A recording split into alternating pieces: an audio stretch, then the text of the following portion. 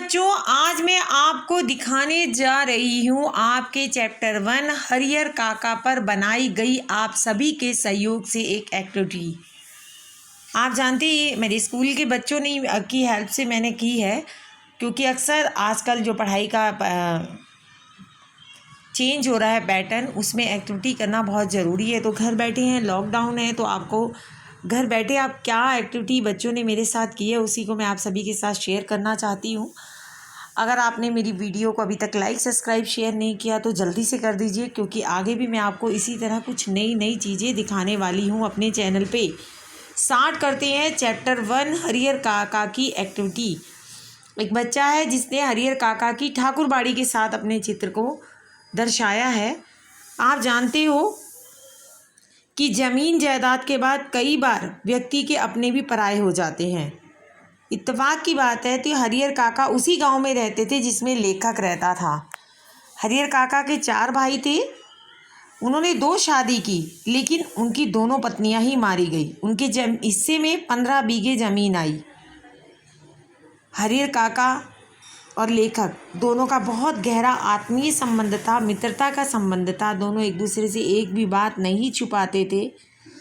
हरियर काका अक्सर लेखक को एक पिता की तरह प्यार करते हुए दिखाई भी देते थे। हरियर काका के पास जो ज़मीन थी वे उस पर खेती खुद करते थे। अपने भाइयों के साथ मिल के रहते थे, लेकिन जैसे ही भाइयों की शादी हुई उनकी पत्नियों ने शुरू में तो उनकी अच्छी खातिरदारी की, बाद में उनके साथ क्या करने लगी, उनके साथ दुर्व्यवहार करने लगी। एक बार उनके गांव में उनके भाई का बेटे का दोस्त आया।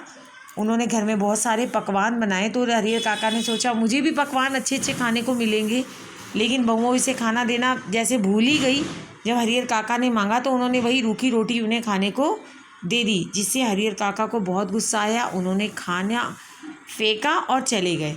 तभी ठाकुरबाड़ी के जो लोग थे वो इसी चाह में थे, वो ऐसे ही लोगों को करते थे। अब ठाकुरबाड़ी क्या थी? ठाकुरबाड़ी एक ऐसी जगह थी जहाँ पे गांव के सभी लोग सोचते थे कि भगवान की पूजा आराधना करने से हमारी मन्नत पूरी होती है। वो उसको बहुत मानते थे। हरियर काका भी पहले बहुत मानते थे, वो जाते थे, लेकिन धीरे धीरे उनका विश्वास हटने लगा, क्योंकि वो समझ गए थे जो ठाकुरबाड़ी के संत महात्मा पहले अच्छे होंगे, लेकिन आजकल के क्या है, प्रसाद में जो सामान आता है, खूब सारे मेवे, जो अच्छे अच्छे भोजन पकवान, बस उसी को खाते हैं और सारा दिन पड़े रहते हैं, बाकी लोग काम करते हैं। तो जब उन्होंने उन्हें नहीं दिया, उन्होंने हरियर काका को इस हालात में देखा तो उसे ठाकुरबाड़ी उठा के ले गए। ठाकुरबाड़ी जब ले गए तो ठाकुरबाड़ी में उन्होंने उसे पहले सेवा की और फिर उनसे कहा कि अपनी ज़मीन ठाकुरबाड़ी के नाम कर दो, क्योंकि अगर तुम अपनी ज़मीन ठाकुरबाड़ी के नाम कर दोगे तो क्या होगा, ठाकुरबाड़ी बहुत बड़ी हो जाएगी। तो अब उन्होंने नहीं की, तो उसके भाई भी उनसे बाद में यही कहने लगे कि आप अपनी ज़मीन हमारे नाम कर दो। लेकिन हरियर काका अपने गांव के कुछ लोग को जानते थे जिन्होंने पहले अपनी ज़मीन भाइयों के नाम कर दी, बाद में वो कुत्ते की तरह उनके गुलाम हो गए, लेकिन उन्हें उनके साथ अच्छा व्यवहार नहीं होता था।